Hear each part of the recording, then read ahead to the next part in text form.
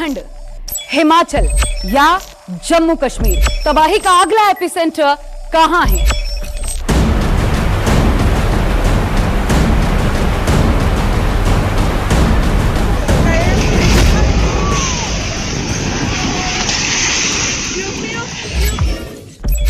आज news 24 reporter पहुंचे वहां तबाही से निपटने की सबसे बड़ी तैयारी हो रही है जहां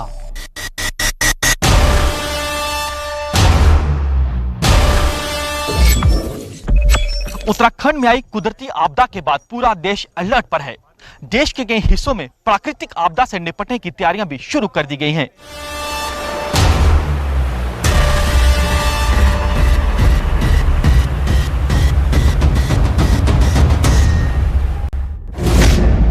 अगली तबाही की लोकेशन तय कश्मीर की किस इलाके में है?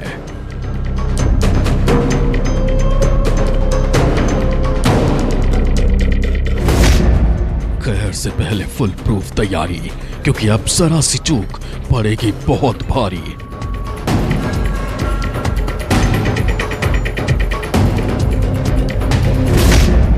अब अगर टूटा ग्लेशियर, फटा पहाड़, तो कुदरत सुनेगी इन जवानों की दहाड़।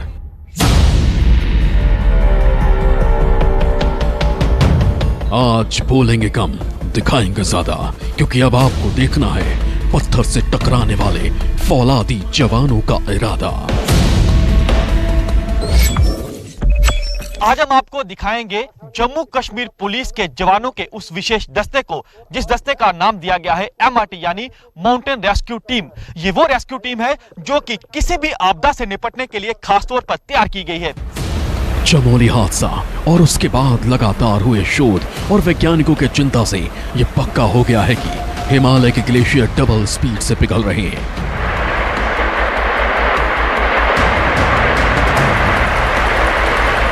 हिमालय में जहां सबसे ज्यादा हलचल हो रही है वो इलाका है जम्मू कश्मीर और लद्दाख का। जर्नल ऑफ साइंटिफिक रिपोर्ट्स चिंता में डालने वाली हैं। LAC के पास करीब 12,283 ग्लेशियर हैं। सैटेलाइट डेटा से पता चला है कि इनमें से लद्दाख के 1200 से ज्यादा ग्लेशियर तेजी से अपनी बर्फ छोड़ रहे हैं। इन ग्लेशियर्स में हर साल 35 सेंटीमीटर बर्फ की कमी आ रही है। पीर पंजाल श्रेणी के ग्लेशियर तो हर साल 1 मीटर की रफ्तार से पिघल रहे हैं। इस शोध में कहा गया है कि आने वाले 10 सालों में ये ग्लेशियर कम से कम 25% छोटे हो जाएंगे। इसके बाद एक के बाद एक कई किश्तों में चमोली जैसी तबाही आना तय है। तो सवाल यह है कि तबाही आएगी तो उससे निपटा कैसे जाएगा? इंसानों की जान कैसे बचाई जाएगी? जम्मू कश्मीर की माउंटेन रेस्क्यू टीम ने इसकी तैयारियां शुरू कर दी है। सबसे पहले देखिए इस टीम के जान बचाने वाले हथियार। ये देखिए, ये टीम अपने साथ क्या क्या खास सामान लेकर जाती है वो हम आपको दिखाएंगे। ये देखिए, रोप आपको यहाँ पर दिखेगी। इस रस्सी को जवान अपने साथ कैरी करते हैं। एक एक करके सिलसिलेवार तरीके से हम आपको बताएंगे कि ये जो जवान किसी जगह पर अगर डिजास्टर होता है तो कैसे अपने साथ जो सामान है क्या लेकर जाते हैं। ऑक्सीजन का सिलेंडर है, अगर जिसको रेस्क्यू करने गया उसको ऑक्सीजन की जरूरत है तो उसको इस ऑक्सीजन सिलेंडर के जरिए बकायदा ऑक्सीजन दी जाएगी। फर्स्ट एड किट जो है इसको भी कैरी किया जाता है। ये देखिए, यहाँ पर BP यानी ब्लड प्रेशर को चेक करने के लिए ये भी आपको यहाँ पर इक्विपमेंट दिखेगा। बैग आपको यहाँ पर दिखेगा। और अगर किसी व्यक्ति जिसको अपने साथ बांध कर लाना है तो ये देखिए, इस बेल्ट का सहारा लिया जाता है कि कैसे सुरक्षित उस व्यक्ति को अपने साथ लाना है। और ये देखिए, आपको बता दें कि शूज हम आपको खास तौर पर दिखाएंगे। ये वो शूज हैं जिसे स्नो शूज कहा जाता है, यानी भारी बर्फबारी में भी ये शूज जो है कारगर होते हैं। इस तैयारी की जरूरत क्यों है, ये समझने के लिए आपको जम्मू कश्मीर और लद्दाख में घटी कुछ घटनाएं देखनी होंगी।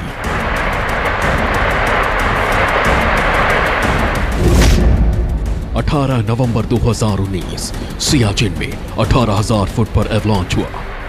बर्फ में फंसने के बाद 4 जवानों समेत 6 की मौत हो गई।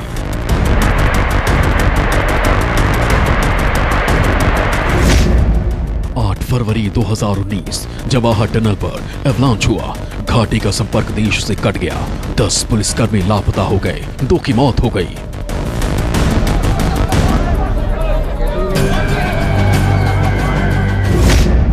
3 दिसंबर 2019 टंगडार सेक्टर में सेना के फॉरवर्ड पोस्ट पर बर्फ का पहाड़ टूटा। एक जवान शहीद हो गया, 3 जख्मी हो गए।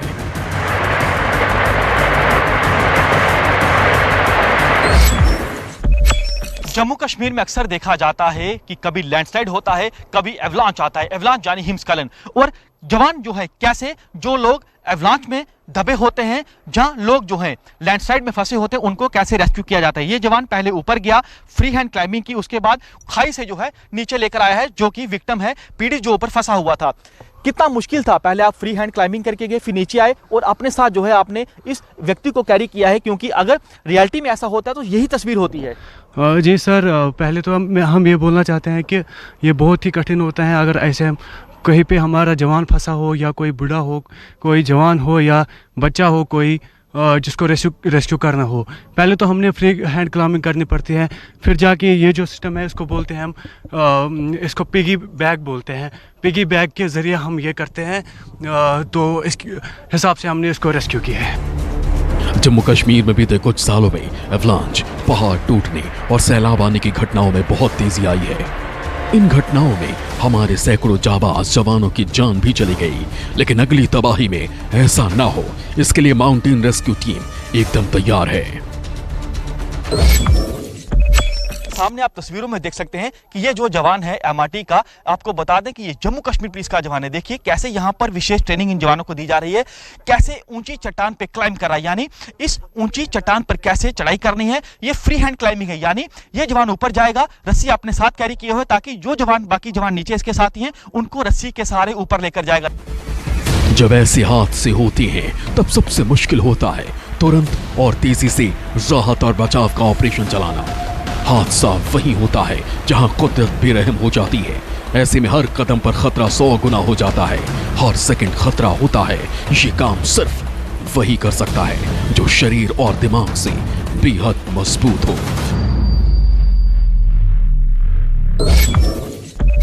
हमारे साथ MRT के जम्मू कश्मीर के इंचार्ज हैं राम सिंह साहब, इनसे हम बातचीत करेंगे, इनसे हम जानेंगे कि कितनी कठिन चुनौती का सामना करने के बाद तैयार होता है MRT का विशेष दस्ता।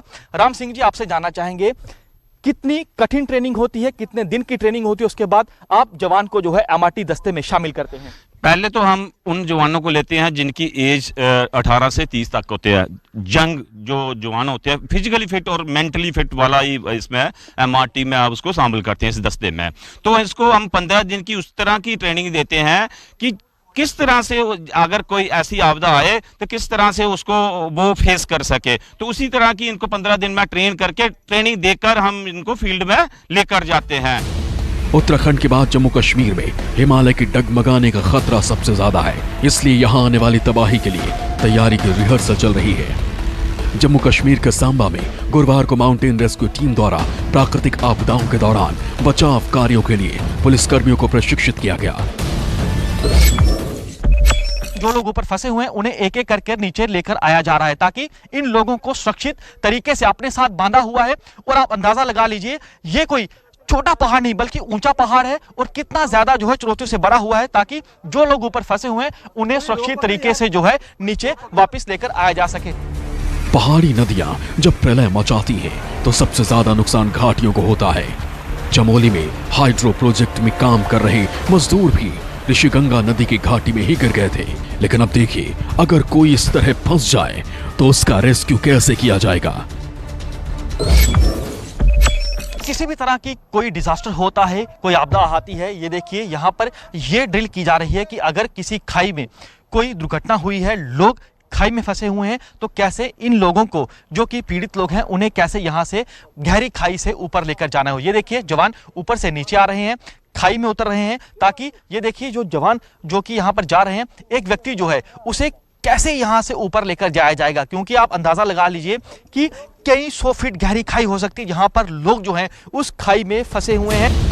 पहाड़ों पर चमोली जैसी तबाही पूरे इलाके का संपर्क खत्म कर देती है, गांवों का कनेक्शन कट जाता है। ऐसे में मुसीबत सिर्फ उन पर नहीं टूटती जो मलबे में फंसे हैं, बल्कि उन पर भी टूटती है जो बीमार हैं और घरों में कैद हो गए हैं। रेस्क्यू टीम का काम उन्हें भी संभालना होता है। अब देखिए कैसे माउंटेन रेस्क्यू टीम एक गर्भवती महिला के रेस्क्यू की तैयारी कर रही है। उत्तराखंड में प्राकृतिक आपदा के बाद कई गांव का संपर्क देश दुनिया से कट गया और उसके बाद आप देखिए कि हम आपको दिखा रहे हैं कि कैसे यहां पर जम्मू कश्मीर पुलिस के जवानों को ट्रेनिंग दी जा रही है कि अगर जम्मू कश्मीर में किसी तरह की कोई आपदा आती है तो उस आपदा से कैसे निपटना है, कैसे उसका सामना करना है। ये देखिए जिपलाइन को तैयार किया गया है, यानी अगर कोई प्रेग्नेंट लेडी जो है वो ऊपर फंसी हुई है गांव में जिसका संपर्क देश दुनिया से कट चुका है, उस प्रेग्नेंट लेडी को, उस गर्भवती महिला को कैसे जो है जिपलाइन के जरिए, स्ट्रेचर के जरिए नीचे लेकर आना है। और ये देखिए, अंदाजा लगा लीजिए कि कितना ज्यादा चुनौतियों से भरा होता है वो क्षण, वो पल जब ये जवान जो है उस गर्भवती महिला को नीचे लेकर आते हैं। जम्मू कश्मीर पुलिस की माउंटेनियरिंग रेस्क्यू फोर्स अब तक जम्मू कश्मीर पुलिस के करीब 1500 जवानों को आपदा प्रबंधन के गुर सिखा चुकी है।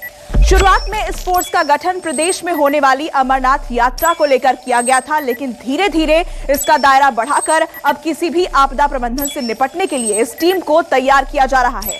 माउंटेनियरिंग रेस्क्यू फोर्स के जवान इन दिनों जम्मू कश्मीर में बाढ़, भूस्खलन, हिमस्खलन समेत अन्य आपदाओं से निपटने के गुर सीख रहे हैं। आपदा के दौरान कई बार ऐसी स्थिति आ जाती है जिस जगह पर जवानों को, एमआरटी के जवानों को, रेस्क्यू टीम के जवानों को बेहद जल्दी पहुंचना पड़ता है। उस स्थिति में जवानों की बकायदा एयर ड्रॉपिंग की जाती है। ये देखिए हेलीकॉप्टर से जवानों को कैसे उतारा जाता है। ये देखिए जवान को नीचे उतारा जा रहा है। आपको बता दें कि जब रियल टाइम कोई सिचुएशन होती है वो ऐसा होता है कि बकायदा हेलीकॉप्टर की मदद से जवानों को नीचे उतारा जाता है ताकि जिस रेस्क्यू ऑपरेशन को अंजाम देने के लिए ये जवान नीचे उतरे हैं उसको पूरा किया जा सके। जम्मू कश्मीर के माउंटेनियरिंग रेस्क्यू फोर्स के इन जवानों को सिर्फ पहाड़ टूटने या एवलांच से बच निकलने और लोगों को बचाने की ही ट्रेनिंग नहीं दी जाती, उन्हें बुरे से बुरे हालातों में बाढ़, आग और सड़क हादसों में फंसे लोगों को निकालने की ट्रेनिंग भी दी जा रही है। लेकिन आम इंसानों के लिए ये काम कितना कठिन है, ये जानने के लिए न्यूज़ 24 के रिपोर्टर ने उसी जगह रॉक क्लाइंबिंग की कोशिश की। देखिए, यकीन मानिए कि यहाँ पर डर बेहद ज्यादा है, खतरा बेहद ज्यादा है, क्योंकि आगे आप किसकी पकड़ नहीं सकते। आप चंद कदम के ऊपर चढ़ जाएंगे, लेकिन जब आप इसके ऊपर और चढ़ेंगे तब आपको लगेगा कि आपने कैसे इसके ऊपर क्लाइंब करना है। ये देखिए, इसके ऊपर हम नहीं जा पा रहे क्योंकि ना ही हमें कुछ दिख रहा है कि जिस चीज को हम पकड़ सके, और ना ही ऐसा हमें यहाँ पर कोई ऐसी चीज है, कोई रस्सी नहीं है, क्योंकि जो सबसे पहले जवान ऊपर जाएगा, इस माउंटेन को क्लाइंब करके ऊपर जाएगा, फ्री हैंड क्लाइंबिंग होती है, वो सिर्फ एक रस्सी को लेकर जाता है। कैसा खतरा होता है, ऊपर सबसे ऊपर इस चट्टान के सबसे ऊपर जाना है और क्लाइंब करना है फ्री हैंड, बाकी जवानों की रस्सी लानी, लेकिन इसके ऊपर हम नहीं जा पा रहे। इसी से आप अंदाजा लगा लीजिए कि कितना ज्यादा खतरा यहाँ पर रहता है। पहाड़ पर चढ़ना, बर्फ के ग्लेशियर पर चलना, आग लगी इमारत में जाना, हेलीकॉप्टर के जरिए रेस्क्यू ऑपरेशन करना, पहाड़ों से कूदना और रस्सी बांधकर नदी को पार करने जैसा साहसी तबाही से बचाएगा। इसलिए अगली तबाही से पहले जम्मू कश्मीर के ये जवान पूरी तरह तैयार हैं। 10 की डिस्कवरी, न्यूज़ 24।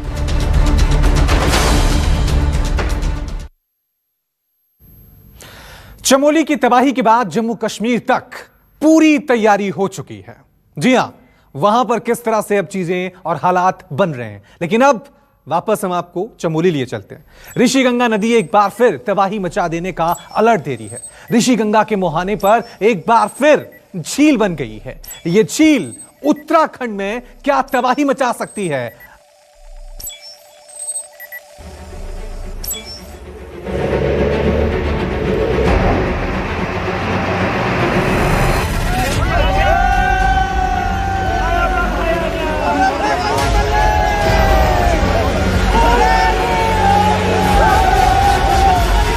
इस वक्त हम रीणी गांव में हैं और ये एक तस्वीर मैं आपको दिखा रहा हूं कि एकाएक अलार्म बजा कि पानी बढ़ गया है और तेज हो गया है। आप कृपया पीछे हो जाइए।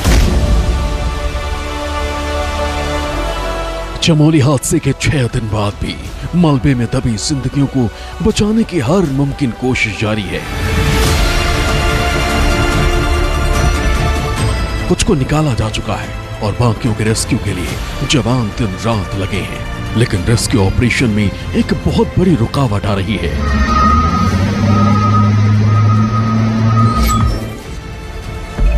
कई चीज़ें ऐसी हैं, ये समझाया जा सकता है कि नीचे टनल के नीचे भी पानी हो सकता है, मलबा हो सकता है, आगे जो उसका कनेक्शन है वहाँ पानी हो सकता है। रेस्क्यू के दौरान पानी का स्तर बढ़ने से टनल में पानी भर जा रहा है, जिससे जवान आगे नहीं बढ़ पा रहे। जैसे जैसे देर हो रही है, अंदर फंसे लोगों को बचाने की उम्मीदें भी कम होती जा रही हैं। लेकिन सवाल यह है कि आखिर ऋषिगंगा नदी का जलस्तर अचानक क्यों बढ़ रहा है? ऋषिगंगा नदी में अचानक पानी आ कहां से रहा है? क्या ये किसी बड़ी आपदा की आहट है? नदी का बढ़ता जलस्तर सिर्फ रेस्क्यू ऑपरेशन के लिए रुकावट ही नहीं है, बल्कि ये एक बहुत बड़े खतरे की तरफ इशारा कर रहा है। क्या है ये खतरा? कहां से ये पैदा हो रहा है? और ये खतरा कितना बड़ा प्रलय ला सकता है? इसका पता लगाने के लिए 10 की डिस्कवरी की टीम ने पूरी पड़ताल की। जो सामने आया वो बेहद चौंकाने वाला है।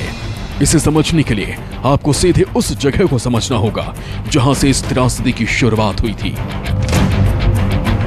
चमोली में जो प्रलय आया उसकी शुरुआत रोंटी पीक से हुई।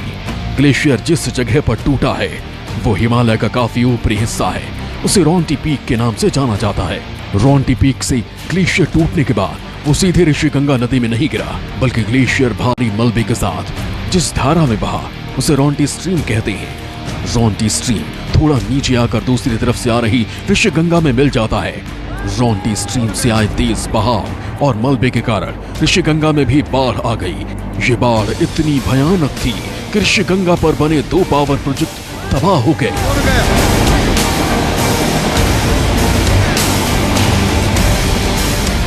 लेकिन अचानक से ग्लेशियर का टुकड़ा गिरने की वजह से वहां पानी का बहाव रुक गया और एक अस्थायी झील तैयार हो गई।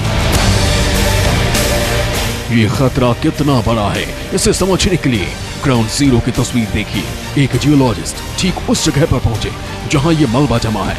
खतरा कितना बड़ा है ये समझना बहुत जरूरी है। अभी मैं यहाँ पे जो रोंटी स्ट्रीम है और जो ऋषिगंगा स्ट्रीम है उसके कॉन्फ्लुएंस के लगभग जस्ट ऊपर मैं यहाँ पे गांव वालों की हेल्प से यहाँ पे पहुँचा हूँ और मैं देख रहा हूँ कि जो फ्लड आया है वो बेसिकली ये क्लियर होता है यहाँ से कि फ्लड जो है वो रोंटी स्ट्रीम से ही आया है। और जैसा कि अभी ये लोग मुझे हेल्प कर रहे थे दिखाने में कि ऊपर जो जहाँ से ये चंक कह रहे हैं कि कोई लैंडस्लाइड हुआ है वो चंक यहाँ से ये लोग आइडेंटिफाई कर रहे हैं क्योंकि इन्होंने इस एरिया को पहले देखा था। ये झील ऋषिगंगा नदी के किनारे बसे गांवों के लिए बहुत बड़ा खतरा बन गई है। Wadia institute of Himalayan geology के साइंटिस्ट इस झील से पैदा होने वाले खतरे के स्केल का पता लगाने की कोशिश कर रहे हैं। ये तस्वीर साइंटिस्ट की टीम ने एरियल सर्वे के दौरान ली और इसके आधार पर अब रिसर्च जारी है। एरियल सर्वे के वजह से उन लोगों को देखा जो फ्लैट का सेडिमेंट है वो फ्लैट का सेडिमेंट थोड़ा सा एक अभी भी एक जगह में डैम जैसा करके रखा है, एक नया लेक पैदा किया बोल के उन लोग का अनुमान है। विशेषज्ञों की माने तो इस झील से पैदा होने वाले खतरे का अंदाजा लगाने के लिए कुछ चीजों का पता लगाना बेहद जरूरी है। मसलन यह पता होना चाहिए कि झील की लंबाई कितनी है, इस झील की चौड़ाई कितनी है, वहीं झील में पानी कितना गहरा है, वहीं इस झील में पानी कितना है, यह झील कब और कैसे बनी, झील में पानी भर रहा है या नहीं, झील में कितना पानी वहां पर रिस रहा है। अभी जो फोटो आप लोगों को दिखाई दे रहा है उस फोटो से अंदाज करना मुश्किल हो रहा है उसका डायमेंशन क्या है। जब डायमेंशन पता लगेगा तो हम उसमें वाटर क्वांटिटी कितना है ये पता लग जाएगा। सेकेंड थिंग हम लोगों को ये पता लगाना है ये अभी का फॉर्म्ड लेक है और पहले का फॉर्म लेक है। अभी का फॉर्म लेक है अगर उसका नया जो फ्लडेड सेडिमेंट से पैदा हुआ आर्टिफिशियल डैम है तो वो कभी उसके वाटर फिर ऊपर से आ रहे कि नहीं आ रहा वो भी हम लोगों को मालूम नहीं है। एक तरफ जहां वैज्ञानिक इसका पता लगा रहे हैं तो वहीं उत्तराखंड सरकार भी इस झील को लेकर चिंतित है। इसकी जानकारी जुटाने के लिए पूरी टीम तैयार की जा चुकी है। अभी तक जो जानकारी सामने आई है उससे ये खुलासा हुआ है कि झील लगभग 400 मीटर लंबी है। हालांकि गहराई का अभी अनुमान नहीं हुआ है। ऋषिगंगा से आए मलबे के चलते ये झील बनी है। अभी 12 मीटर उसकी गहराई नजर आ रही है, लेकिन उसमें पानी कितना है अभी उसका अनुमान नहीं है। कि वो झील का अभी हमको उसकी जानकारी है और उस पर पूरी तरह हमारे सैटेलाइट के माध्यम से उस पर निगाह रखे हुए हैं। मुहाने पर जो सिल्ट आया है ऋषिगंगा से और जो रॉथिंग गार्ड जो है तो उसको उसने पुश किया है। उसके कारण वहाँ पर लगभग एक 12 मीटर उसकी हाइट नज़र आ रही है, लेकिन पानी उसमें कितना है अभी वो क्लियर नहीं हुआ है। तो आज भी वहाँ पर टीम जा रही है, वैज्ञानिकों की भी टीम जा रही है और कुछ प्रयास हो रहा है उनको वहाँ पर ड्रॉप करके और 3-4 घंटे वहाँ पर पूरा उसका अध्ययन करके और फिर रिपोर्ट सरकार को दे। ये वहाँ पर प्रयास चल रहा है। वैज्ञानिकों को इस झील से पैदा होने वाले खतरे का पूरा अनुमान लगाने में तो फिलहाल वक्त लगेगा, लेकिन झील में पानी लगातार बढ़ता जा रहा है। फिलहाल पानी का लेवल वहां क्या है, ग्राउंड रिपोर्ट देखिए। फ्लड आया था, उस फ्लड ने यहाँ पे एक टेम्परेरी डैमिंग की थी और उस टेम्परेरी डैमिंग की वजह से जो ये ऋषि गंगा है, जो मेन स्ट्रीम है, वो ऋषि गंगा अभी मुझे दिख रही है कि वो ऋषि गंगा अभी पूरी तरह से ब्लॉक है। और उसमें यहाँ से मैं क्लियर देख सकता हूँ कि यहाँ से आप अगर उसको जूम करेंगे तो आपको दिखेगा कि यहाँ से एक ब्लू कलर की लेक दिख रही है। तो ब्लू कलर की लेक का मतलब है कि ये पानी काफ़ी देर से यहाँ पे पॉन्डिंग होना शुरू हो गया होगा और अभी क्योंकि ये काफ़ी स्टेबल है तो काफ़ी पीछे तक शायद गया होगा। मुझे इसके साइज़ के बारे में कोई अंदाज़ा नहीं है क्योंकि यहाँ से ये पूरी तरह से नहीं दिख पा रहा है, लेकिन ये कह सकता हूँ कि ये पूरी तरह से अभी ये जो ऋषि गंगा जो है वो पूरी तरह से अभी ब्लॉक हुई है और इन फ्यूचर मुझे नहीं पता कि कब तक, लेकिन इसमें ये ब्रीच भी होगी, ये दोबारा से टूटेगा और इसमें से फ्लड आ सकता है। तो इसको जो रेस्क्यू काम नीचे हो रहा है वो रेस्क्यू काम इससे प्रभावित भी हो सकता है। जैसा जानकार अनुमान लगा रहे हैं और ग्राउंड जीरो के हालात दिख रहे हैं, अगर इस झील के पानी को जल्द से जल्द कंट्रोल तरीके से नहीं निकाला गया तो चमोली और ऋषिगंगा नदी के आसपास बसे गांवों पर फिर से पहाड़ का प्रलय टूट सकता है। एक बार फिर से वैसी ही तबाही की तस्वीरें दिखेंगी जो 7 फरवरी को दिखी थी।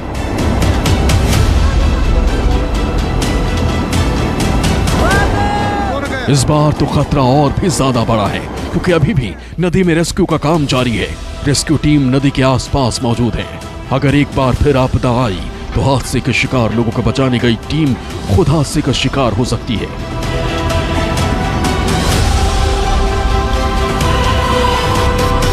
कई एक्सपर्ट ये भी दावा कर रहे हैं कि ये झील पुरानी हो सकती है, लेकिन इस अनुमान को पुख्ता करने के लिए टीम को नीचे झील के पास जाना होगा। इसका पता लगाने का भी वैज्ञानिक तरीका क्या है, अब वो समझिए। झील नई है या पुरानी, इसके लिए पास से इसका मुआयना करके पानी के रंग को देखना होगा। अगर झील पुरानी है तो इसका रंग हल्का हरा होगा, यानी साफ पानी। लेकिन अगर झील नई है और मलबे की वजह से बने प्राकृतिक डैम की वजह से बनी है तो इसका रंग मटमैला होगा। झील का पानी रिस रहा है या नहीं, ये पता लगाने की कोशिश हो रही है। अगर झील पुरानी हुई तो वो स्थायी होगी, लेकिन अगर नई है तो ये कहीं ना कहीं से अपना रास्ता बना रही होगी। मतलब ये कि उसमें पानी लगातार भर रहा है और ओवरफ्लो हो रहा है। उत्तराखंड एक नहीं बल्कि कई त्रासदियों का गवाह बनी है। देवभूमि पर कई बार आफत का पहाड़ टूटा है, लेकिन इस बार खतरा पहले से आता दिख रहा है। अगर इस खतरे को जल्द से जल्द टाला नहीं गया तो अगली बार तबाही के गुनहगार वो लोग होंगे जो इस अलर्ट को अनदेखा करेंगे।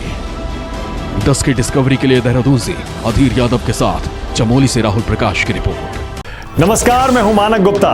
अगर आपको हमारा ये वीडियो पसंद आया हो तो इसे लाइक और शेयर जरूर करें और हाँ, हमें सब्सक्राइब और फॉलो करना ना भूलें ताकि आप देश और दुनिया की कोई खबर मिस ना करें।